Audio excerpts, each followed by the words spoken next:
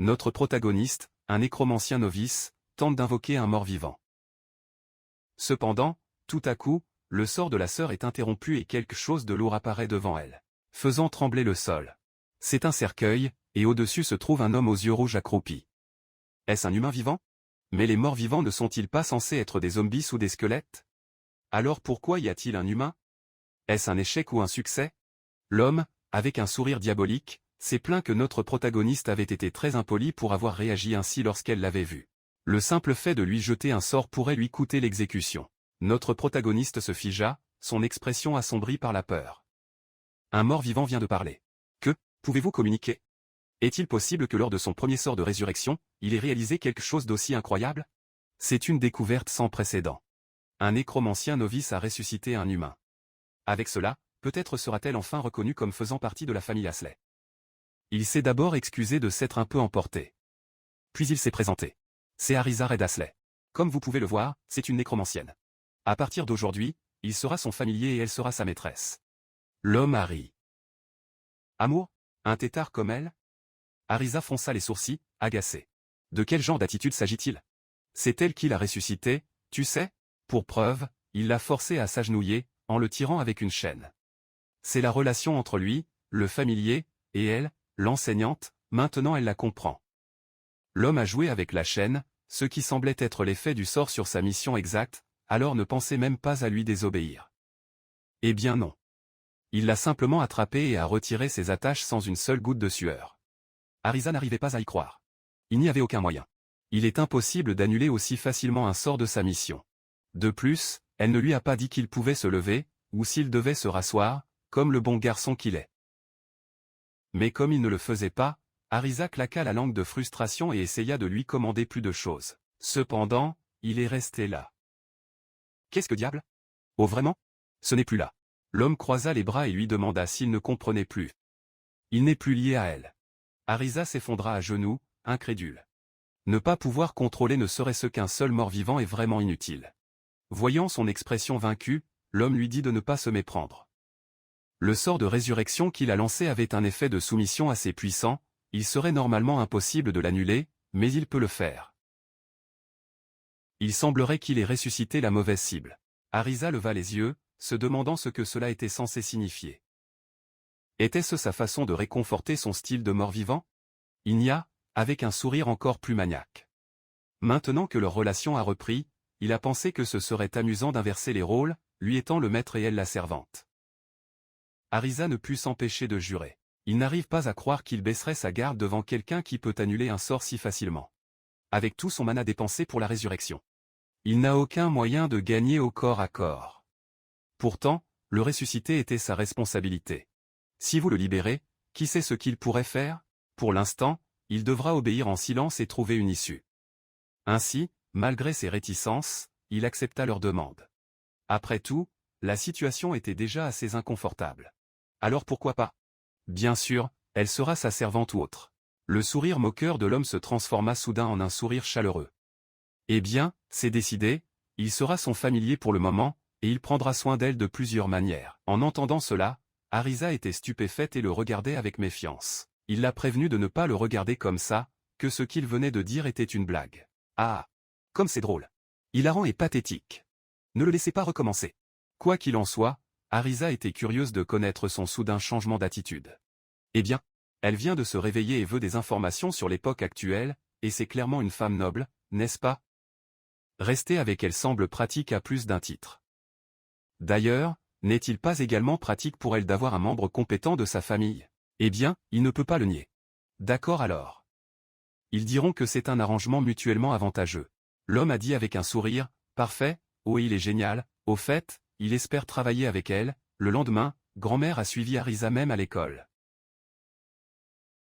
Après tout, il lui est familier, il est donc naturel de rester proche de sa maîtresse.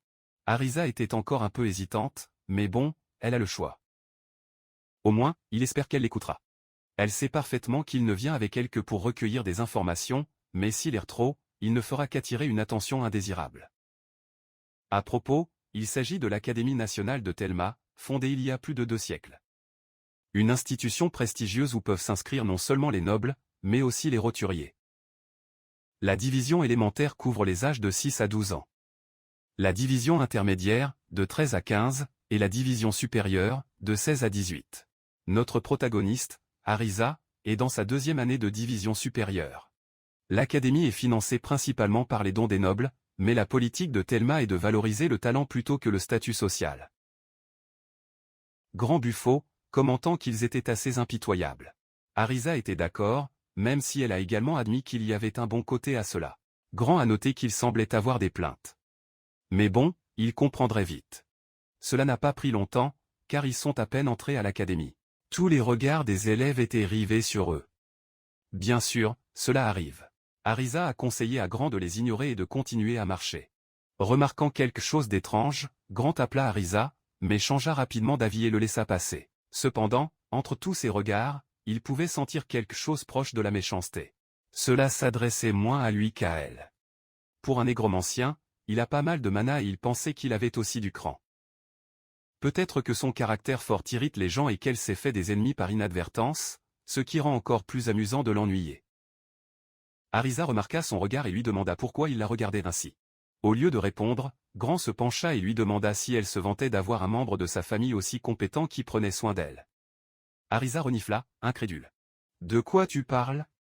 C'est elle qui prend soin de lui et non l'inverse. » Au moment où ils se disputaient, quelqu'un s'arrêta devant eux, commentant comme un perdant comment elle était revenue. Toujours aussi impudique. « Tu vas en cours maintenant ?» En le voyant, Arisa ne put que gémir de frustration. Pourquoi devait-elle le trouver maintenant? Il s'agit d'Amir, l'héritier de la noble famille Andrich. Il a demandé si la seule tâche de la famille Asley avait réellement eu lieu dans cette académie. Mais Arisa lui a dit de ne pas prononcer son nom avec tant de désinvolture, cela la rendait malade. Des étincelles volèrent dans les airs tandis qu'ils se regardaient, la tension montant. À la fin, Samir essaie l'acquérir avec dédain, l'avertissant de ne pas se mettre en travers de leur chemin, que la plupart des ratés comme elle pouvaient travailler dur en cours de rattrapage. Arisa serrait sa jupe, tremblante de rage, mais elle ne pouvait rien dire, car d'une certaine manière, elle avait raison. C'est alors que le regard de Samir se posa sur lui et il lui demanda de qui il s'agissait. Peut-être quelqu'un de l'académie? Non, c'est en fait le familier d'Arisa. Samir rit en entendant cela. Avez-vous transformé un humain vivant en familier? Allez, c'est trop même pour un nécromancien. Arisa lui lança un regard noir, déclarant que cela n'avait rien à voir avec lui, et passa devant elle, appelant Grand à la suivre. Tandis qu'il marchait dans le couloir, il lui demanda si cette académie appréciait vraiment le talent. En entendant la réponse affirmative d'Arisa, elle se demanda pourquoi ces nobles vaniteux la méprisaient alors qu'elle avait une lignée magique impeccable. Rien ne manque. C'est parce que Samir est un magicien. Dans ce monde, il existe ce qu'on appelle une véritable vocation. Chaque personne a un rôle pour lequel elle est la mieux adaptée, et cette aptitude est déterminée par ses compétences et ses talents. En gros, dès leur entrée en deuxième année de division supérieure, ils sont évalués pour découvrir leur vocation idéale. Certaines capacités permettent de briller, comme les magiciens ou les chevaliers, mais d'autres moins, comme le nécromancien. Il semble que la magie ait parcouru un long chemin pendant que Grand dormait. Elle comprend désormais pourquoi on la qualifie d'échec. Pas étonnant qu'il essaie si fort de faire ses preuves. Ceux qui n'obtiennent pas de vocation prestigieuse sont regroupés dans la classe de rattrapage. Exact. Comme Samir et les autres, beaucoup regardent Arisa avec mépris. C'est presque comme si l'avenir était fermé depuis le début. Tous ceux qui sont considérés comme des échecs portent cette marque depuis le début. Eh bien, ce n'est pas non plus comme si elle avait abandonné. Bien qu'être nécromancien soit considéré comme une vocation ratée, vous prouverez que vous pouvez atteindre le sommet en tant que nécromancien. Votre premier objectif est de rassembler des membres puissants de votre famille. Attends, est-ce que ça veut dire que grand-mère doit aussi l'aider avec ça? Bien sûr. Elle lui donne de la nourriture, des vêtements et un abri, pour qu'il puisse au moins faire cela. À ce moment-là, deux filles se sont approchées et ont salué Arisa, qui a couru vers elle avec enthousiasme. La jeune fille aux cheveux longs était heureuse de la voir toujours aussi vivante, mais en remarquant Grand, elle demanda qui était l'homme qui l'accompagnait. Arisa l'a présenté. Il est le premier familier à être réanimé en tant que nécromancien. Ça s'appelle grand-mère. La fille aux cheveux longs se demanda si cela signifiait que son familier était un zombie, ce qui fit que Grand la regarda alors qu'elle se penchait en avant. Bien sûr que non. Regardez-le bien, ce n'est pas pourri, n'est-ce pas? La jeune fille recula d'un pas, effrayée, et balbutia ses excuses. Arisa la serra dans ses bras, avertissant Grand de ne pas effrayer ses amis. Mais bon, qu'ils appellent ça du zombiel selon leurs sentiments.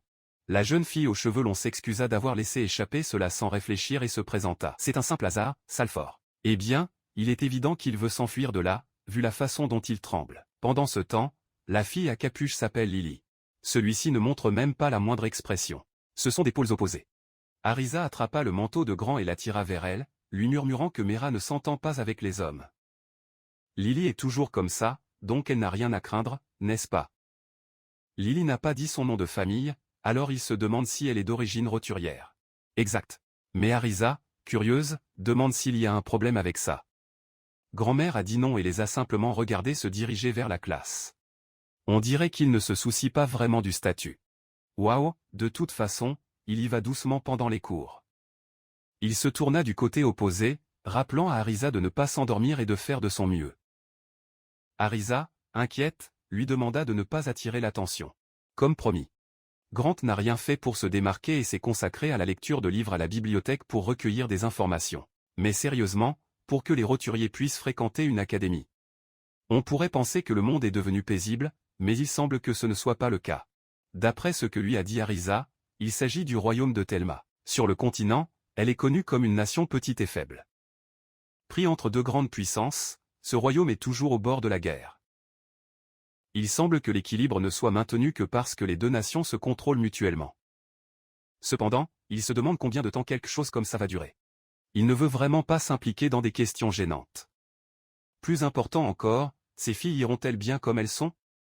L'un est trop optimiste, un autre a peur et le troisième est fondamentalement un mur. Même si Arisa a des membres de sa famille. Il ne s'agit probablement que de quelques morts vivants tout au plus. Il ne sait pas quel genre de travail font Mera et Lily, mais il est clair qu'elles ne sont pas du genre à attaquer directement. Eh bien, cela n'a rien à voir avec lui. Il claqua des doigts et, en un instant, les livres disparurent.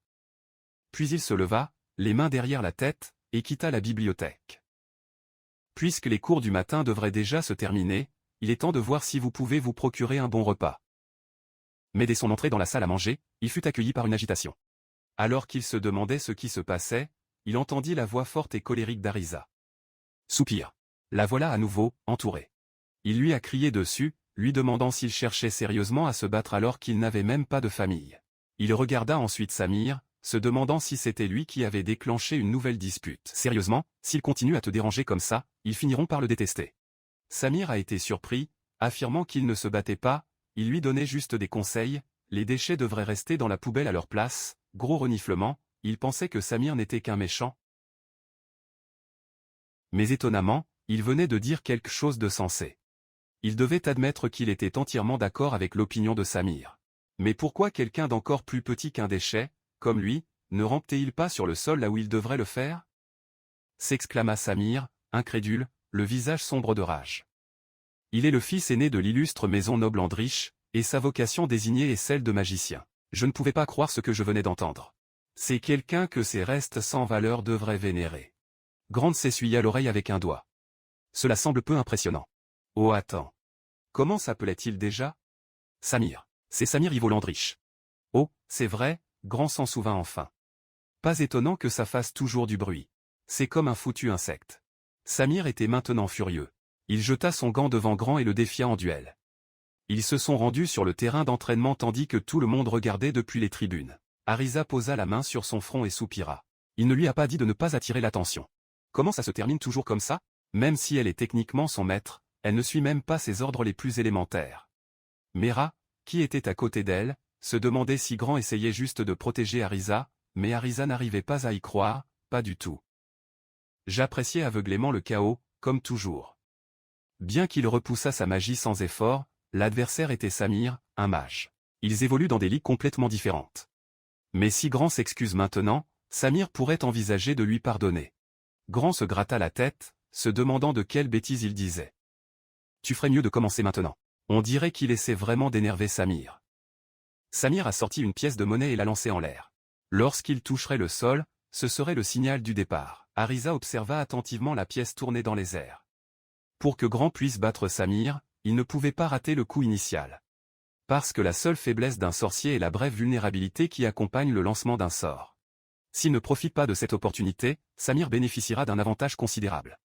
Au moment où la pièce toucha le sol, Samir se précipita vers Grant, qui se tenait simplement là, les bras croisés. Samir n'avait aucune idée à quoi il jouait, mais il ferait mieux d'essayer de ne pas mourir. Il lança une énorme boule de feu vers Grand. Cependant, rien ne s'est produit. Il était toujours là, bâillant, comme s'il s'ennuyait. Ça c'était quoi? Est-ce qu'il a absorbé les flammes? Samir retomba au sol, se demandant ce que grand-mère avait fait. Oh, c'était juste sa pression de feu. De toute façon, ne devrait-il pas parier quelque chose sur ce duel? Par exemple, s'il gagne, Samir devra lui offrir un dîner ou quelque chose du genre. Sinon, ce serait ennuyeux, n'est-ce pas?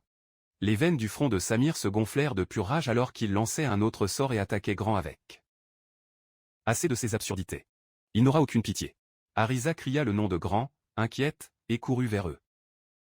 Si seulement il avait été plus fort, il aurait pu les arrêter tous les deux. S'il vous plaît, ne laissez pas Grand mourir.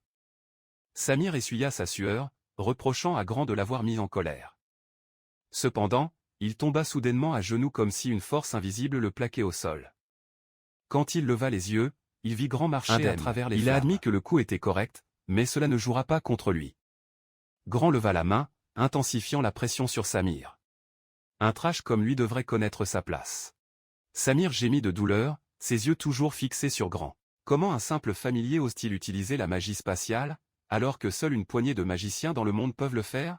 Mamie sourit avec arrogance. N'est-ce pas évident? Parce qu'il est le plus fort du monde. Samir n'arrivait pas à y croire. Quel genre de monstre avait lié Arisa à sa volonté? Gros reniflement. Monstre. Ils réagissent toujours de la même manière. Il était sur le point d'augmenter encore la pression quand Arisa lui cria par derrière d'arrêter. Le problème était déjà résolu, non? C'est son familier, donc au moins pour l'instant il devrait l'écouter. Grand soupira, baissant la main alors qu'elle riait. Waouh, c'est vraiment une enseignante autoritaire. Il stoppa la magie spatiale qui faisait pression sur Samir et exigea qu'il lui serve le meilleur steak de bœuf, depuis qu'il avait gagné, même s'il ne figurait même pas au menu de la salle à manger. À ce moment-là, 5 professeurs de l'académie ont entouré Grand avec leurs armes pointées sur lui et l'ont averti de ne pas bouger. Le réalisateur les appelait tous les deux, Arisa et sa grand-mère familière. Ce fut un désastre. J'espère juste qu'ils ne seront pas expulsés. Pendant ce temps, Grand se plaignait que c'était Samir qui les avait défiés en duel. Alors pourquoi les appelait-il seulement? Parce qu'il a été confirmé que c'est quelqu'un qui ne devrait pas être ressuscité. La bouche d'Arisa s'ouvrit grand, tandis que Grand sourit simplement. Il semble qu'il n'était pas aussi tranquille qu'il le pensait. Arisa y réfléchit attentivement. Il avait découvert une tombe intacte dotée d'un pouvoir magique écrasant. Se pourrait-il qu'il soit un démon qui envisage de dominer les humains? Elle revint à la réalité lorsque grand-mère l'appela pour lui demander pourquoi elle restait là à rêver. Il devrait aller voir ce directeur une fois pour toutes. Oh, et n'oubliez pas le steak de bœuf de première qualité. Arisa hocha distraitement la tête. Attends, pourquoi lui donne-t-il des ordres? Le professeur, c'est elle, le professeur. Après avoir parlé avec le directeur, ils sont tous deux montés dans une calèche pour rentrer chez eux. Heureusement, le réalisateur s'est avéré être une personne raisonnable. Assis à côté de Grant, Arisa lui a demandé pourquoi il ne lui avait rien dit. Il n'a jamais mentionné qu'il était le roi démon. Premièrement, être appelé roi démon n'était pas quelque chose qu'il avait décidé. Ils ont juste commencé à le faire, mais il a toujours été humain. Arisa n'a pas compris ce qu'il voulait dire, mais n'est-ce pas clair? N'importe qui, peu importe de qui il s'agit. Je craindrais quelqu'un avec un pouvoir incommensurable. Grand a perdu tout attachement et tout espoir pour le monde et a choisi de dormir. Bref, il s'est juste ennuyé. Arisa comprit finalement et lui tint fermement la main. Donc il est comme elle, un inadapté. Grant se figea, se tournant vers elle avec perplexité. Est-ce que ce gamin vient de le traiter d'inadapté? Bien qu'il ne puisse pas rester en colère longtemps lorsqu'il la vit sourire avec enthousiasme et lui demander de s'entendre, il soupira et lui dit de ne pas le mettre dans le même sac. Parce qu'ils sont complètement différents. Arisa lâcha sa main en faisant la moue. C'est vrai, il est le roi démon le plus puissant. Quelqu'un comme elle doit être moins qu'une puce d'eau. Non, non, je ne devrais pas dire ça. C'est une insulte aux puces d'eau. Quoi qu'il en soit, j'étais curieux. Aurait-il fait la même chose s'il avait su qu'il était le roi démon? Bien sûr. En fait, je cherchais un familier fort, donc c'est parfait. Mamie, surprise il y a une seconde, sourit malicieusement. Au moins, il a du cran. Eh bien, si je ne les avais pas, je ne serais jamais capable d'élever le prestige d'une vocation méprisée comme celle de nécromancien, n'est-ce pas? De plus, le fait que sa tombe se trouvait dans une zone restreinte et pourtant il était si facile de s'y faufiler, c'est une totale négligence administrative. Peut-être qu'elle devrait se lancer en politique et promouvoir elle-même les réformes. C'est quelque chose que Grand n'aime pas chez elle. Arisa l'a plus ou moins remercié pour le compliment, mais craint que ce ne soit un gros problème si le monde découvre que le roi démon a été réanimé. Pourtant, il ne veut pas vivre un autre chagrin en pensant qu'il pourrait mourir. Grand fronça les sourcils, comme pour dire « Je perdre ? Pas question, laissez-la d'abord s'inquiéter pour elle. » Touche. Finalement, ils arrivèrent au manoir Astley, où le chef de famille, Arved et Red Astley, courut serrer sa fille Arisa dans ses bras. « J'étais tellement inquiet. N'est-elle pas blessée ? » Il a entendu dire qu'il avait eu une confrontation avec le garçon de la famille Andrich. Arisa, bégayant, répondit que tout allait bien. Il semblerait que la nouvelle soit déjà arrivée. Grand intervint, interrompant le moment, et dit que c'était lui qui s'était battu. Bien qu'un membre de la famille protège sa maîtresse soit naturel. Arbedi lui serra la main à plusieurs reprises, le remerciant, avant de se retourner vers Arisa, espérant que la punition serait aussi légère que possible. « Que c'est exactement ton père ? Si vous êtes au courant du duel avec Samir, vous avez probablement aussi entendu parler de l'identité de Grand et du fait que le contrat a été rompu. » Harvey remarqua l'expression pâle de sa fille et lui demanda ce qui n'allait pas. « Il ne semble pas être aussi joyeux que d'habitude. Pour l'instant, vous devriez vous reposer et vous préparer un repas nutritif plus tard. » Les servantes emmenèrent Arisa dans sa chambre tandis que Arbedi escortait Grand jusqu'à la salle à manger. Arisa les regarda partir, inquiète. « Tout ira bien, n'est-ce pas ?» Le lendemain, Arisa se tournait et se retournait dans son lit, épuisée. Arbedi, comme toujours, a agi comme si de rien n'était. Mais cette situation n'est pas non plus bonne pour la famille Astley, non ? En tant que membre d'une maison prestigieuse, vous devez être un exemple pour les autres. Mais c'est déjà une honte d'avoir une vocation insuffisante. Resurrecting Grand est totalement inconnu, alors il craint que la réputation de son père ne soit complètement ruinée. Et pourtant, lorsqu'elle lui a présenté Grand hier soir, il était ravi. Soudain, il se releva avec une expression déterminée. Si ce lien peut changer au gré de Grant, alors il doit trouver un moyen de vraiment le sécuriser. Elle ne peut certainement plus être un échec. Pendant ce temps, Grant marchait calmement dans le couloir, se dirigeant vers sa chambre. Tout ici est incroyable, la nourriture, le vin, l'accès gratuit à la bibliothèque et même votre spacieux salon privé. Suivre Arisa était définitivement le bon choix. Il entra dans sa chambre et s'arrêta net lorsqu'il aperçut Arisa à l'intérieur, vêtue uniquement de sa chemise de nuit. Il lui a demandé ce qu'il faisait là à ce moment-là. Elle lui répondit qu'elle avait quelque chose d'important à lui dire. Grant fronça les sourcils, confus, et décida de l'ignorer. Il allait se coucher pour qu'il puisse parler demain. Cependant, Arisa a insisté pour parler maintenant. Elle voulait le remercier pour tout ce qu'il avait fait pour elle ce jour-là. Grant ne se souvenait pas d'avoir fait quoi que ce soit qui mérite sa gratitude. Mais Arisa n'était pas d'accord. Grâce au duel, Samir ne la dérangerait plus et ne la mépriserait plus à l'académie. Elle ne savait pas quelle punition l'attendait, mais au moins sa vie scolaire était devenue plus supportable, et elle en était très reconnaissante. Eh bien, si c'est ce qu'il a dit, il l'accepterait. Alors, quelle était la véritable raison de son départ ? Arisa rougit avant d'enlever la cape qu'elle portait. À cette époque, cela ne les liait qu'à un contrat temporaire, mais elle voulait qu'il soit son familier pour toujours, donc elle en serait le prix. Grand, qui n'a même pas bronché, lui a demandé où diable il avait appris quelque chose comme ça. En fait, je l'avais lu dans un livre intitulé La Bible de la Vierge suprême. Oh vraiment ? Qu'est-ce qu'il avait lu ? Il ne faut pas tout prendre au pied de la lettre et agir sans réfléchir. Grand comprenait pourquoi Arvedi s'inquiétait. Je parie qu'il avait également essayé de le faire revivre avec une connaissance à moitié comprise. Quoi qu'il en soit, il voulait juste que je reste un membre de sa famille pour toujours, n'est-ce pas ? Était-ce uniquement à cause de son ambition ? C'est comme ça. Elle savait qu'elle était terriblement égoïste, mais son père l'aimait aussi et il était l'un des rares à vraiment la comprendre. Grand-mère soupira à quel point il lui faisait confiance et si un jour il les trahissait dans ce cas, elle ferait tout son possible pour l'arrêter. Grand-mère sourit comme elle l'attendait d'une jeune femme courageuse. Mais sa détermination lui était clairement parvenue. Il ne pouvait pas promettre de rester à ses côtés pour toujours, mais il avait l'intention de rembourser la dette d'être ressuscité, donc il ne devrait pas l'ennuyer. D'accord. Arisa rayonnait, le remerciant. Cependant, Grand n'avait pas encore fini. Il lui a dit que si elle essayait de le séduire, il faudrait au moins qu'elle se développe un peu plus dans certains domaines clés. Arisa rougit de pure gêne et s'enfuit avec sa cape, criant qu'elle ne reviendrait jamais. Au même moment, le conseil des nécromanciens tenait une réunion d'urgence pour discuter d'Arisa Redasley, l'imbécile qui avait ressuscité le roi démon. Cette idiote était allée là où elle n'aurait pas dû aller. Mais pour l'instant, le roi démon qui s'était réveillé de son long sommeil devait se rendormir. Bien que cela puisse s'avérer difficile, puisqu'il semblait que le contrat familier avait été annulé. Et ils voyageaient actuellement ensemble dans le cadre d'un pacte familial provisoire. L'un d'eux a frappé du poing sur la table en déclarant que c'était impossible.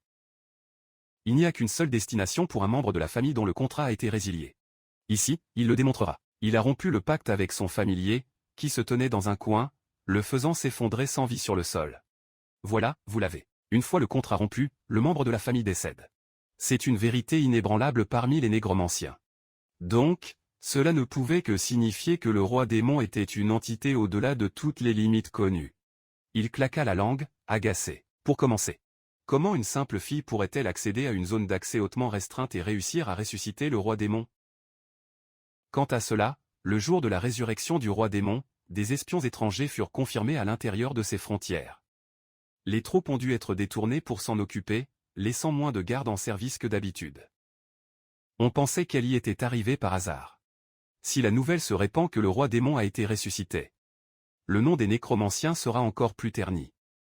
Ils doivent agir avant que cela n'arrive, ou peut-être pourraient-ils utiliser le roi démon. Il pourrait lui permettre de démontrer le véritable potentiel des nécromanciens. Avec le pouvoir du roi démon, ils pourraient obtenir les cadavres de monstres puissants et élargir leurs possibilités de les commander. Leur chef se demandait si tout se passerait aussi bien. Eh bien, au moins une fois, cela devrait être possible. Pour s'en assurer, ils ordonneront à Arisa Redasley sous prétexte de la punir pour avoir pénétré par effraction dans une zone interdite. Ainsi, le roi démon voyageant avec elle sera obligé d'intervenir. Cependant, l'Académie demande pitié et jugement, alors peut-être devrait-elle s'abstenir d'imposer des sanctions excessives. L'homme d'avant s'y est opposé. Il n'avait pas le temps pour ces bêtises. En tant qu'enseignante du roi errant, elle devait être punie en conséquence. Eh bien, il a été rapporté qu'un dragon avait été aperçu près de la capitale royale. Devrait-il porter ça pour l'occasion? Puisqu'il n'y a eu aucune objection, ils ont décidé de mettre en œuvre ce plan. Le lendemain, les étudiants ne parlaient que des morts vivants apparus l'autre jour et apparemment attaqués par un noble de la classe voisine. Un nécromancien ne devrait-il pas se précipiter pour mettre ces créatures au travail? Au moins, ils apportent quelque chose d'utile à la société. Bien. Il fallait s'attendre à cela de la part d'une profession aussi misérable. Arisa, qui passait par là, a entendu tout cela. Il pensait que la vie à l'académie serait paisible. Mais il n'avait pas eu de répit. Cependant, elle s'arrêta lorsqu'elle l'entendit murmurer, essayant de parler plus doucement lorsqu'elle remarqua sa présence. Après tout, son familier avait vaincu Samir comme si de rien n'était. Eh bien, regardez-les, il semble que l'effet dissuasif fonctionne. Arisa arriva au pavillon d'entraînement couvert, où se trouvaient Mera et Lily. Mera, surtout, était surprise de la voir à l'école. Elle était très inquiète lorsque les professeurs l'ont emmenée hier. Arisa s'est excusée de les avoir inquiétés. Il s'est arrêté au bureau du directeur, donc il a fini par être en retard. En fait, elle avait été chargée de tuer un dragon en guise de punition pour avoir causé tant de problèmes. Leurs visages pâlirent de peur. Les dragons sont des ennemis que seuls les héros légendaires sont destinés à vaincre. Ce ne serait sûrement pas un ancien dragon, n'est-ce pas? Arisa agita les mains pour nier rapidement. Si quelqu'un tuait une créature de ce niveau, son nom serait inscrit dans l'histoire et une statue serait érigée en son honneur. Quand on parle de dragons, il en existe de nombreux types différents. Cependant, même les mineurs constituent une menace sérieuse pour l'humanité. Alors, quel genre de dragon était-il censé tuer? C'était un dragon rouge. Ils n'arrivaient pas tous les deux à y croire. Les dragons rouges peuvent être de rang intermédiaire ou inférieur, mais leur férocité est ce qui les rend vraiment dangereux. Ils descendent rarement sur les établissements humains, leur biologie reste donc un mystère. Tout village ou ville qui attire l'attention d'un dragon rouge est réduit en cendres en moins d'une demi-journée. Une véritable catastrophe naturelle. Alors pourquoi une punition aussi imprudente? Arisa se gratta la tête.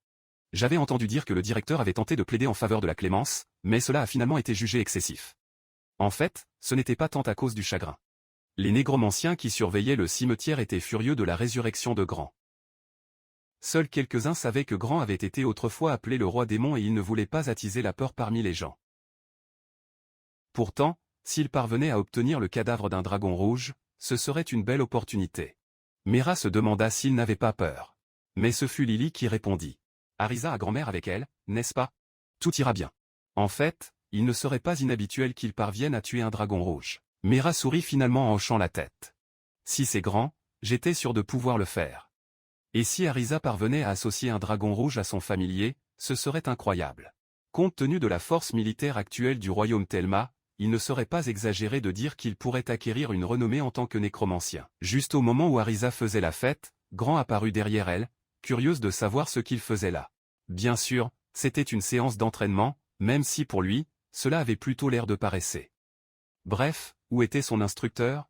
Lily répondit qu'il n'en avait pas. Sa classe était pleine d'étudiants issus de professions défavorisées et il n'y avait ni budget ni personnel pour leur affecter des instructeurs. Grant fut surpris. Ont-ils vraiment traité avec autant de négligence les classes défavorisées? C'est comme ça. Il ne leur enseignait que des matières théoriques et académiques, car il pensait que leur enseigner de vraies techniques serait inutile. Maintenant, Grant ne comprenait pas. C'est pourquoi la connaissance d'Arisa sur la magie du monde semblait si incomplète. L'auto-apprentissage à lui seul ne vous mène pas très loin. Au fait, je voulais savoir quelle était leur désignation de classe. Lily était une dompteuse de bêtes, tandis que Mera était une invocatrice d'esprit. Le visage d'Arisa s'assombrit lorsqu'elle avertit Grant que poser cette question dans ce cours était un peu insensible. Mais Mera lui a assuré que tout allait bien puisque Grant était son parent.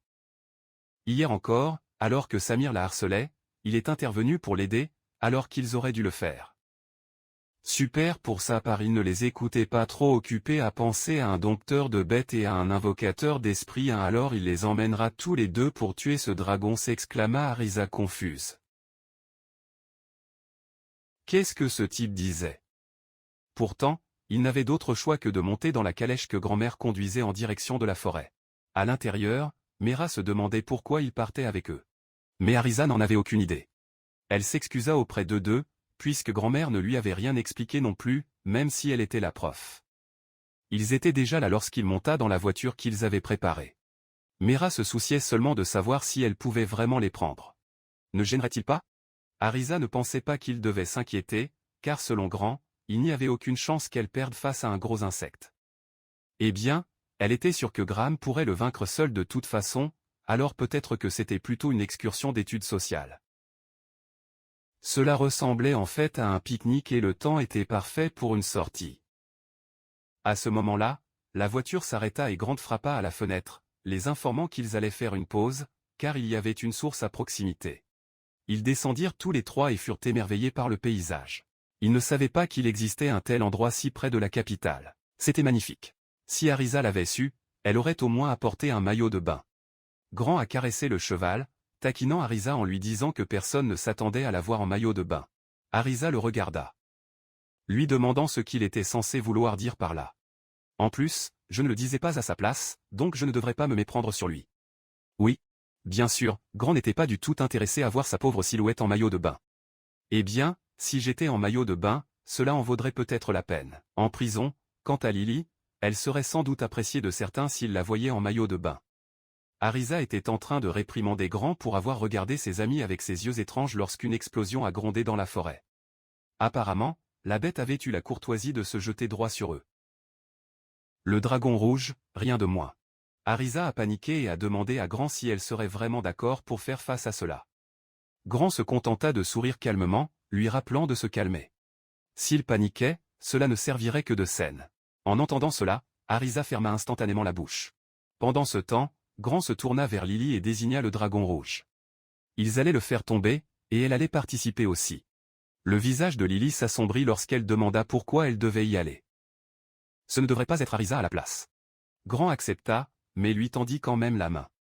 Vous êtes sur le point d'assister à quelque chose de bien. Tu ne veux toujours pas venir? En entendant cela, Lily devint curieuse et lui prit lentement la main. Mais ce type, au lieu de la guider, la portait dans ses bras. Arisa était sur le point de protester lorsqu'elle les enferma dans un cercle magique, leur disant de rester immobiles et de regarder tranquillement avant de s'enfuir avec Lily dans ses bras. Une fois face à face avec le dragon rouge. Grant lui a juste nonchalamment donné un coup de pied au visage, le faisant s'écraser au sol. Grant atterrit avec Lily. Il ne pouvait pas croire qu'il avait vaincu le dragon rouge aussi facilement. Puis il se tourna vers elle et lui demanda si elle savait pourquoi il l'avait appelée. Voyant Lily secouer la tête, Grand décida de s'expliquer. C'est une dompteuse, non? Alors qu'est-ce que c'est devant toi? Lily répondit que c'était un dragon. Mais elle tressaillit en entendant Grand soupirer avant de lui demander ce qu'était un dragon. Lily, quelque peu confuse, répondit que c'était un monstre. Correct. Le dragon rouge se leva en rugissant bruyamment, mais Grand se contenta de sourire narquoisement et poursuivit en expliquant que les dragons étaient au sommet de toutes les espèces. Un vrai monstre. Juste au moment où le dragon leur crachait du feu, Grand demanda à Lily si elle pensait pouvoir gérer ça. Après tout, n'est-elle pas une dompteuse de bêtes? Grand dessina calmement un cercle magique pour bloquer le souffle de feu. Lily, pour sa part, se demandait si être dompteuse de bêtes signifiait qu'elle pouvait commander un dragon rouge. Bien sûr, ce n'est pas quelque chose que je pourrais faire tout de suite. Il me faudrait d'abord beaucoup d'expérience. Pourtant, Lily se sentait plus déterminée que jamais. Il sait que le chemin à parcourir sera long, mais cela signifie également qu'il a peut-être le potentiel d'apprivoiser un dragon. Grand sourit et expliqua que les dompteurs ne sont pas aussi faibles qu'elle le pense. Elle ne devrait donc pas trop douter d'elle-même. Quant aux frais de scolarité, elle acceptera en paiement une balade sur le dos du dragon qu'elle apprivoisera un jour. Lydia a immédiatement accepté l'accord et a promis de le faire à l'avenir. Plus important encore, elle veut qu'il soit présent lorsqu'elle apprivoisera sa première bête. Est-ce que ça irait? En la voyant toute câline et avec ce petit minois, Grant se demanda si elle le faisait exprès. Si c'était comme ça, quel stratège? Si c'est tout, cela ne le dérange pas du tout, s'exclama Lily avec enthousiasme. Alors c'est une promesse, pas de recul. Elle est très excitée, n'est-ce pas? J'aimerais que son professeur apprenne un peu de cette sincérité. Eh bien, pour l'instant, ils doivent faire attention à ce qui est devant eux.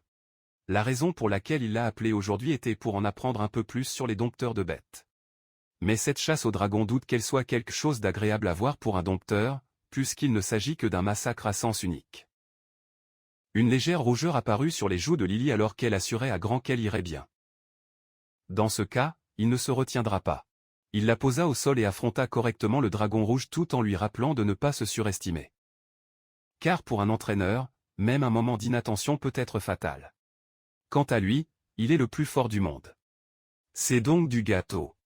Lily le regarda avec incrédulité. N'est-ce pas un peu arrogant? Grand-mère eut un sourire suffisant. Ce n'est pas de l'arrogance, c'est de la certitude.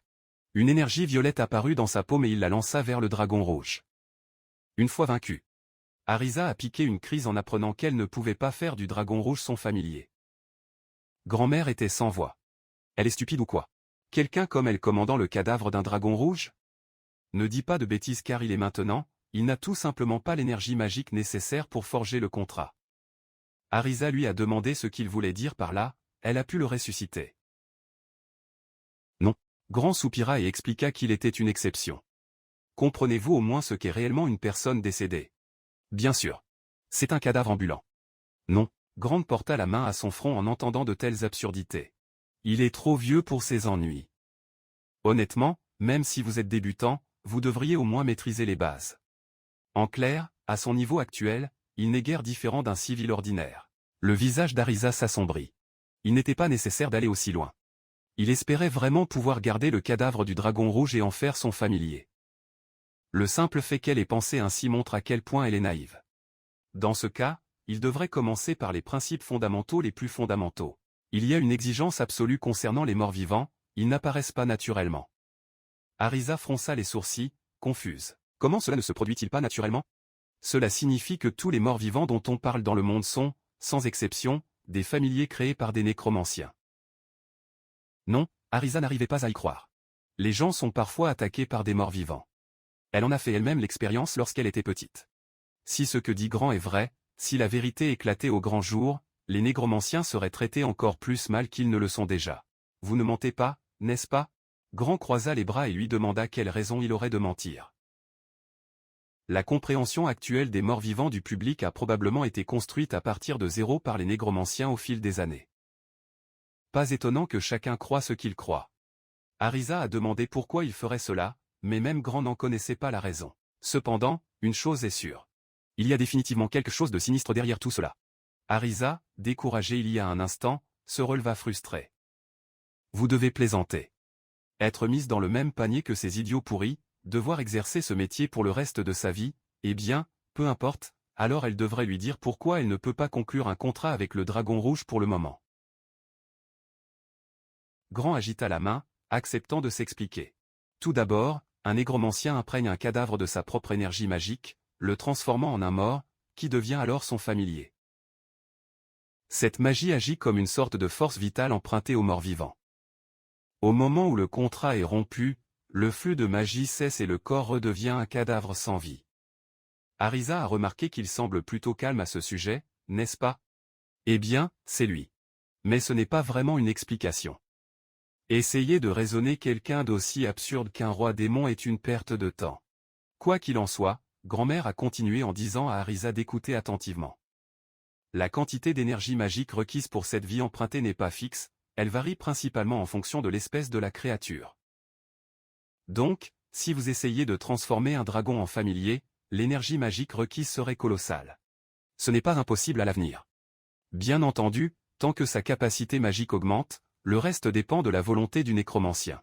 Quant à la manière de l'augmenter, il vous l'apprendra en détail à votre retour. Mais pour l'instant, il y a quelqu'un d'autre qui a aussi besoin d'apprendre quelque chose. Il faisait référence à Mera, qui était à côté d'un arbre avec une expression abattue.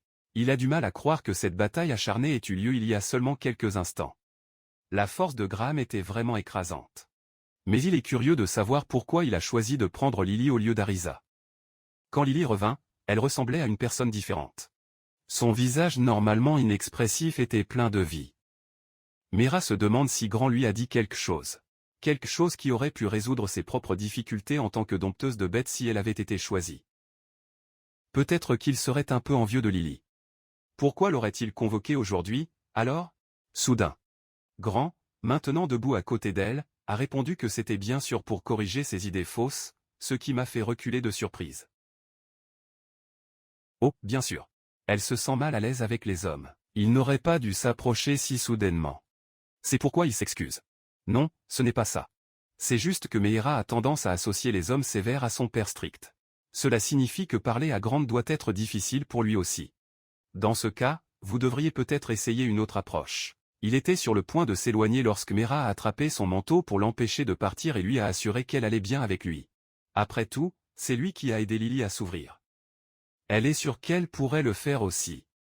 Dans ce cas, Grande veut vous demander quelque chose. Pourquoi les spirits summonés sont-ils considérés comme une classe si décevante?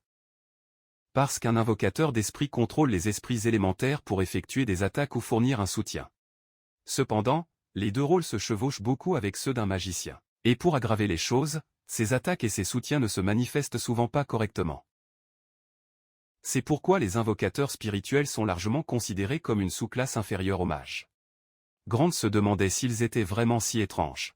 C'est vrai, il pense que leur nombre est assez faible, comme il le soupçonnait. La vérité est que les invocateurs d'esprit étaient vénérés il y a plusieurs siècles. Meira avait du mal à y croire, compte tenu de la façon dont ils sont actuellement traités. Mais bien sûr, Grand n'est pas de cette époque. Selon Arisa, c'est un homme très âgé malgré son apparence jeune. Grand lui a demandé s'il savait que les esprits sont classés par rang.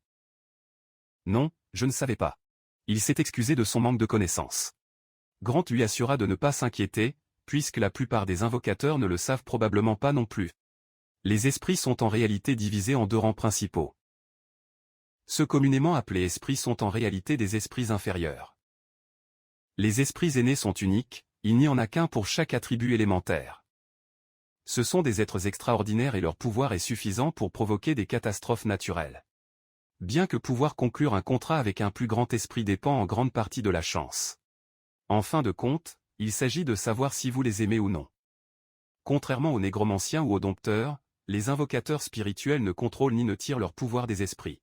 Ils ne doivent jamais oublier que le pouvoir qu'ils exercent leur est emprunté et non le leur. Les esprits sont des êtres inconstants.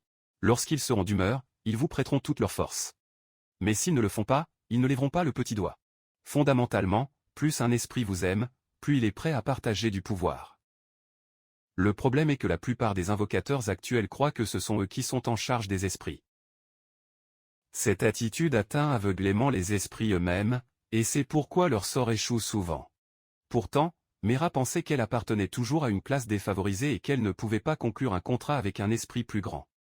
Grant lui a conseillé de ne pas tirer de conclusions hâtives, car même des esprits inférieurs, lorsqu'ils sont vraiment disposés, peuvent rivaliser avec n'importe quel sorcier ordinaire. Pour la première fois, Mera s'est sentie véritablement excitée et a demandé à Grand comment elle pouvait conclure un contrat avec un esprit. Jusqu'à présent, elle avait été complètement inutile en tant qu'invocatrice d'esprit. C'est pourquoi il veut être utile en tant que tel. S'il sait comment faire, j'apprécierais que vous puissiez lui apprendre. Bien. Il existe une méthode qui pourrait vous permettre de conclure un contrat rapidement. Ce n'est pas particulièrement dangereux, mais bon, vous pourrez le constater par vous-même. Et alors, il a invoqué Stina, m'avait faux. Plus tard. Grand fit irruption à la réunion du Conseil des nécromanciens. Tout le monde s'est levé surpris lorsque le chef a demandé de qui il s'agissait. Grand se présenta calmement comme le seigneur démon qui était sorti du tombeau qu'il gardait si soigneusement. Ils n'eurent même pas le temps de réagir qu'il traversa la table et leur coupa la tête sans lever le petit doigt. Le seul qui restait était le chef. Qui a demandé à Grand un instant, mais Grand ne s'est pas arrêté. Après tout, la pitié n'existe pas sur le champ de bataille. Le chef jura de frustration et invoqua le dragon rouge. Comme Grand s'y attendait, son familier l'avait effectivement fait. Waouh, honnêtement, je ne m'y attendais qu'à moitié, mais il s'est avéré être plus capable qu'il ne le paraissait. Sur ce, le leader a repris confiance. Il pensait que tant qu'il aurait son dragon rouge, les gars comme Grand ne seraient pas à la hauteur de lui. Mais bon, a-t-il oublié qui a tué ce dragon rouge? D'un simple geste de la main, Grand coupa la tête du dragon comme un morceau de viande, la laissant tomber au sol. Il pensait vraiment qu'il pourrait le battre simplement en transformant le dragon rouge que Grand avait vaincu en mort-vivant. Quelle arrogance! Dans toute sa longue carrière de nécromancien, c'était la première fois que le chef remportait un prix aussi important, alors il se laissa aller. Grand, qui jusqu'à il y a une seconde souriait d'un air suffisant, fronça les sourcils. Bouleversé d'être sous-estimé. Il lui a demandé s'il avait conscience qu'à part lui, personne d'autre ne respirait encore. Toutes les têtes roulaient sur le sol pendant qu'il parlait. Voyant la scène horrible devant lui, le chef s'inclina désespéré, suppliant Grand de lui dire ce qu'il voulait, il ferait tout pour épargner sa vie. Grand-mère a ignoré ces paroles et lui a demandé à la place s'il savait que les morts vivants n'apparaissent pas naturellement. Voyant qu'il n'en avait aucune idée, Grand-mère a simplement haussé les épaules, le chef n'a pas compris le but de sa question. Mais au moins il pensait qu'avec cela sa vie serait en sécurité. Cependant, soudain, sa vision s'assombrit, comme si tout autour de lui devenait noir, et il paniqua. N'avait-il pas dit qu'il lui épargnerait au moins la vie? Comme c'est drôle. Grand n'a jamais dit un seul mot sur la possibilité de lui pardonner. Il y a beaucoup de matériel et en plein air pour les morts vivants allongés dehors, après tout. Le chef fit claquer sa langue, demandant pourquoi Grand levait la main contre eux. N'est-ce pas un nécromancien qui l'a ressuscité? Eh bien, si Grand devait être franc, n'importe qui voudrait se débarrasser des étincelles avant qu'elles ne prennent feu, n'est-ce pas? Les gens qui ont des idées intelligentes finissent toujours par être ennuyeux. Le chef a affirmé regretter d'avoir ordonné à Arisa d'affronter le dragon rouge, mais ils étaient désespérés de gravir les échelons. Pourtant, une telle cruauté ne devrait pas être tolérée. Grand soupir, pitié. La culpabilité, il ne devrait pas s'attendre à ça de sa part, parce qu'il est le seigneur démon. Pendant que Grand était en train de voler le travail de la faucheuse, Arisa profitait de son jour de congé. Cela faisait environ une semaine depuis son dernier repos et il prévoyait de l'utiliser pour un entraînement spécial afin d'augmenter son pouvoir magique. Mais l'autre jour, Mera a dit à Grand qu'elle avait conclu un contrat avec un esprit de l'eau et qu'elle voulait lui offrir un cadeau. Lily, qui l'a entendu, s'est également inscrite immédiatement. Et ainsi, lors de leur prochain jour de congé, ils ont fini par aller tous les trois acheter des cadeaux. Depuis l'incident du dragon rouge, l'attitude de ces deux-là envers Grand avait été un peu différente, en particulier celle de Lily. Alors Carissa a aussi fini par dire qu'elle les rejoindrait. Et c'est comme ça qu'il s'est retrouvé là, attendant qu'ils arrivent. Mera et Lily arrivèrent juste à temps et la saluèrent. Après les avoir salués, Mera a demandé si Grand serait libre aujourd'hui. Parce que ces derniers temps, il semblait qu'il était toujours avec elle. Eh bien, il a dit qu'il avait des affaires à régler et il est allé quelque part. Même si ce n'était probablement pas bon. Mais si tel était le cas, Mera pensait que c'était en fait une bonne chose pour eux puisqu'ils allaient lui acheter un cadeau aujourd'hui. Lily accepta. Il vaut mieux garder une surprise. Non. Pourtant, ils étaient curieux. Que ferait Grand? Assez de ça. Pour l'instant, Arisa a demandé quel genre de cadeau ils envisageaient d'acheter. Mera pensait que ce serait bien de choisir entre trois. Tandis que Lily disait que quelque chose de cher était hors de question. Dans ce cas, Arisa a suggéré de simplement se promener dans la rue commerçante. On ne sait jamais, peut-être que vous trouverez quelque chose de sympa à bon prix. Ils ont parcouru les magasins de la rue commerçante et ont regardé beaucoup de choses, mais c'était vraiment difficile de trouver un bon cadeau. Les accessoires étaient bons. Mais il vaudrait peut-être mieux les choisir avec le destinataire lui-même. Oh attends, Arisa a pensé à quelque chose. Et s'ils achetaient du vin? Rappelez-vous que le gros bébé venait avec son père un jour sur deux. Bonne idée. S'il s'agit de vin, vous êtes sûr de trouver quelque chose d'approprié dans un magasin. Eh bien, alors allons jeter un œil. Ils sont entrés dans un magasin de vin et ont commencé à regarder autour d'eux, ne sachant pas lequel acheter. Ils ne savaient pas grand-chose, puisqu'ils n'avaient jamais bu, et il semblait que l'employé était également occupé. Puis Lily parla, disant qu'elle voulait choisir elle-même quelque chose à offrir en cadeau. Arisa et Meera se sont regardés et ont proposé à chacune d'elles de choisir une bouteille qui leur semblait bonne et de se revoir dans 10 minutes. Après avoir choisi les vins qu'ils envisageaient d'offrir à Grand, ils se rendirent dans un café pour boire du thé. Au moins, ils ont réussi à acheter une bouteille chacun, mais ça m'a vraiment mis en valeur, hein. Comme on s'y attendait de la part d'une fille d'une famille noble, l'employé devint soudain très gentil. Eh bien. Meera n'en avait aucune idée, elle a juste choisi quelque chose qui avait l'air délicieux. Ce n'est pas grave, Grand sera probablement plus heureuse de cette façon. Arisa s'en fichait. Tout allait bien, mais Lily était curieuse de savoir comment les cadeaux allaient être livrés. Bien sûr, Arisa pourra lui donner le sien à son retour à la maison, mais les deux autres ne le verront qu'à l'académie. Cependant, y apporter de l'alcool est une mauvaise idée. S'ils sont découverts, ils seront confisqués. Alors comment vont-ils les leur donner? Lily voulait le lui offrir personnellement et le remercier comme il se doit. Pareil avec Meera. Si possible, vous aimeriez le lui remettre en personne. Arisa était d'accord. Après tout, c'est un cadeau soigneusement choisi. Le problème est, quand devrait-il le lui donner sans qu'il le sache au préalable? Rien ne leur est venu à l'esprit. Il semble qu'en fin de compte, il serait préférable qu'Arisa prenne les choses en main. À ce moment-là, grand-mère apparut soudainement et s'assit sur la chaise vide à leur table, commandant un café.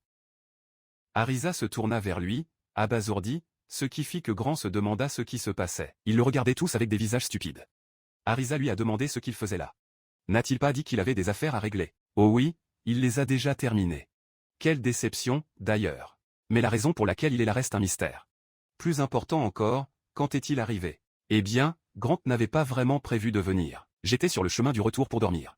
Mais il les a vus et a décidé de passer. Oh, et au fait, il n'a pas d'argent sur lui, alors il comptera sur son professeur. Sérieusement, il n'appelle son professeur que lorsque cela lui convient.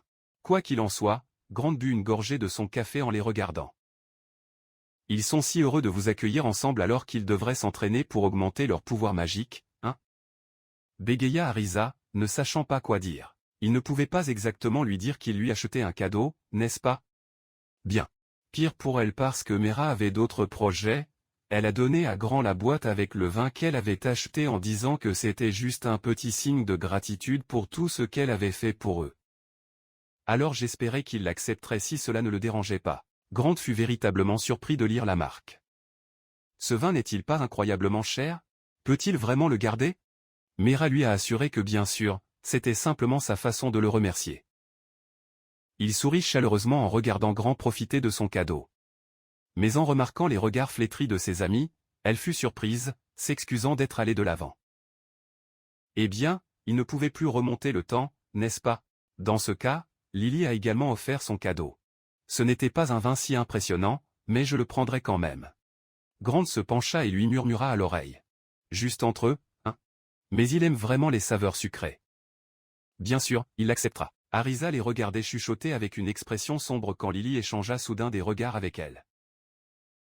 Avec Nera. Leur regard était si intense qu'il était clair qu'ils attendaient leur tour. GGH, c'est un peu gênant de donner le sien devant tout le monde. Il avait prévu de le faire quand il serait de retour au dortoir, mais quoi qu'il en soit, il sortit le vin qu'il avait acheté et le tendit à Grand, qui se comporta d'une manière étonnamment directe. Elle pensait qu'il allait certainement la déranger ou la gronder pour quelque chose. Si j'avais su que ce serait comme ça, je l'aurais remercié en conséquence. Grand regarda la bouteille et marmonna que ce n'était pas comme s'il avait fait quelque chose d'aussi gros, quand une voix résonna dans toute la zone. Remarquant l'agitation à l'extérieur, Arisa a couru dehors pour voir ce qui se passait et a été accueillie par une énorme projection de magie lumineuse. Mamie, qui la suivait, l'a reconnue immédiatement. Pour le projeter si clairement, il devait être un lanceur assez habile. La projection montrait Joy Dania, le roi de Dania, la nation limitrophe de Telma. Et à partir de ce jour, le royaume de Danya déclara la guerre au royaume de Thelma. La capitale royale tomba dans un grand chaos. En raison de la déclaration de guerre de la grande nation Danya, un conseil d'urgence fut tenu dans le château royal.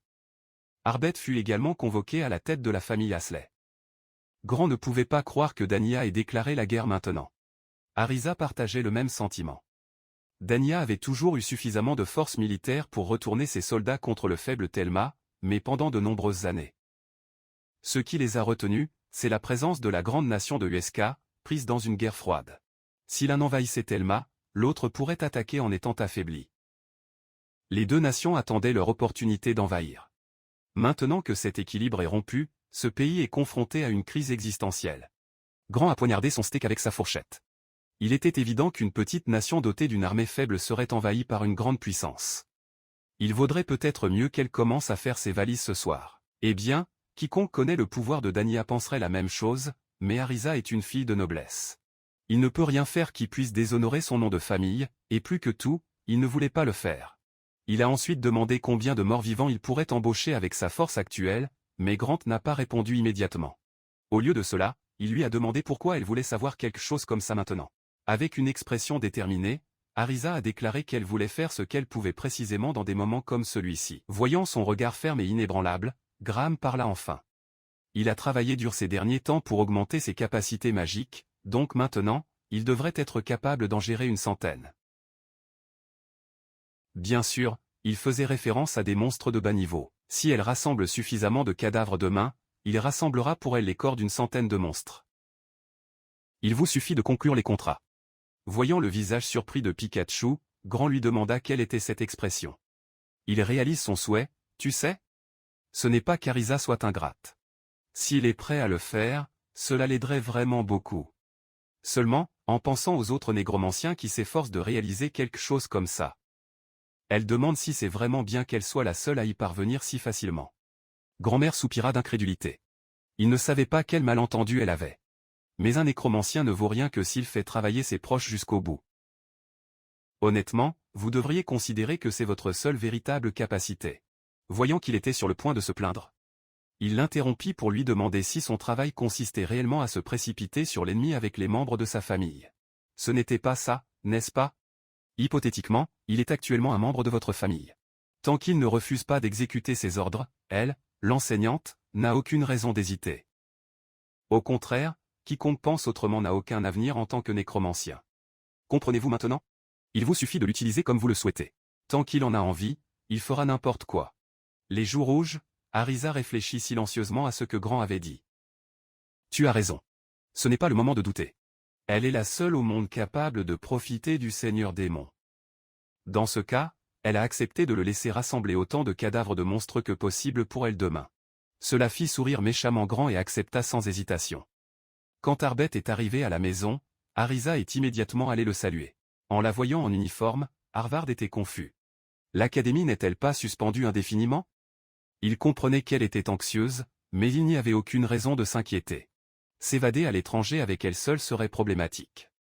Arisa a interrompu son père en lui disant qu'elle avait une demande. Mais celle-ci fut aussitôt rejetée. Il n'avait encore rien dit. C'était parce qu'il savait déjà exactement ce qu'il prévoyait. Il s'est retourné et lui a ordonné de faire ses valises ce soir-là. Fin du débat. Malgré l'avertissement de son père, Arisa rassembla son courage et demanda à Arbet de la laisser rejoindre l'armée. Il se tourna vers elle, demandant ce qu'il voulait dire par rejoindre l'armée. Dans la bataille contre Danya, Thelma doit se battre comme un seul homme. Même si c'est quelque chose de petit, il veut être utile. Arbet a alors catégoriquement refusé. Je ne pouvais pas le permettre. Arisa a demandé pourquoi. Elle est également membre de la famille Asley, n'est-ce pas? Par conséquent, cela ne déshonorera pas le nom de famille. Le visage de Arbet fronça les sourcils. Donc vous pensez qu'il n'y a aucun problème à ce qu'il rejoigne l'armée? Pourquoi veux-tu le faire avec autant d'insistance? Naturellement, c'est à cause de son pays natal, qui se trouve dans une situation critique. Mais est-ce vraiment juste cela? Se pourrait-il qu'il envisage d'acquérir du mérite militaire dans cette bataille pour prouver qu'il n'est pas un échec? Isa ne pouvait pas répondre. Il voulait se battre pour tout le monde, mais au fond, c'était peut-être sa véritable intention, et que, quoi qu'il pense, sa détermination ne changera pas. L'expression d'Arvet s'approfondit lorsqu'il l'avertit que le champ de bataille est un endroit où les gens meurent. De plus, dans cette guerre contre Danya, compte tenu de la différence de puissance militaire, la chance que Telmay gagne est d'1 sur 10 000, si c'est le cas. En tant que noble de haut rang, vous avez le devoir de protéger votre pays. Mais en tant que père, il ne peut pas emmener sa fille, qui a encore un avenir, sur un champ de bataille où seule la défaite les attend. Ce que dit ton père est parfaitement raisonnable. Pourtant, elle ne restera pas là à regarder son pays se faire envahir par un autre. Si elle peut faire quelque chose, elle le fera avec plaisir comme si c'était un grand panneau apparu derrière Jarved, lui demandant s'il avait oublié qui était le parent de sa fille bien-aimée. Le lendemain, les amis d'Arisa, Mera et Lily, sont arrivés en courant lorsqu'elles ont appris qu'elle se rendait sur le champ de bataille. Je n'étais pas obligé de le faire. C'est peut-être vrai, mais si vous ne faites pas ce que vous pouvez maintenant, vous savez que vous le regretterez. Au final, grâce à la médiation de Grant, Arbe a cédé. En guise de compromis, elle rejoint la délégation du royaume de Telmay, qui se dirige vers Uesca pour demander un soutien militaire. Le camp de Danya était déjà prêt pour la guerre. Si Telmay est vaincu, un conflit entre grandes puissances sera inévitable. Uesca ne pourra sûrement pas l'ignorer. Cette délégation pariait tout sur cette possibilité. Ce sera une mission dangereuse et l'échec n'est pas une option, mais elle envisage de participer à l'opération avec détermination. Arisa a répondu oui, le membre de sa famille, apparemment le plus fort du monde, était avec elle. Il n'y avait donc rien à craindre. Arbet soupira, acceptant finalement. Cependant, tous deux ont dû rentrer sains et saufs. De retour dans le présent, Arisa a préparé le cheval sur lequel elle monterait. Puisque cette mission leur avait été confiée, ils devaient la remplir jusqu'au bout. Grant la taquina en lui demandant si elle était déjà nerveuse, ce qui fit rougir Arisa d'embarras. Ce type fredonne même lors d'une mission importante, ou devient-il si calme? Il sent que l'attitude de Grant commence à déteindre sur lui au moment où Mera et Lily s'approchent de lui. Ils ne s'inquiétaient pas pour lui, car ils savaient qu'il était fort, mais ils espéraient qu'il protégerait Arisa, puisqu'ils ne pouvaient pas encore l'aider. Mamie accepta avec un sourire malicieux. Il travaillerait certainement pour le vin qu'on lui avait donné. Cependant, la conversation fut interrompue lorsqu'Arisa l'appela, lui disant qu'il devait se préparer bientôt sinon il serait laissé pour compte. Les deux montèrent à cheval, Grant tenant les rênes derrière elle, rejoignirent la délégation et voyagèrent toute la journée. À la tombée de la nuit, le capitaine annonce qu'ils approchent de la frontière. Je savais que tout le monde était fatigué, mais il fallait qu'ils tiennent encore un peu. Ils avançaient à un bon rythme. À ce rythme-là, ils atteindraient bientôt la frontière avec Uesca. Cependant, ils durent bientôt s'arrêter lorsqu'ils remarquèrent une file d'hommes bloquant la route. Il n'y avait aucun doute, c'étaient les soldats de Danya. Que faisaient-ils là? Avaient-ils anticipé leur mouvement?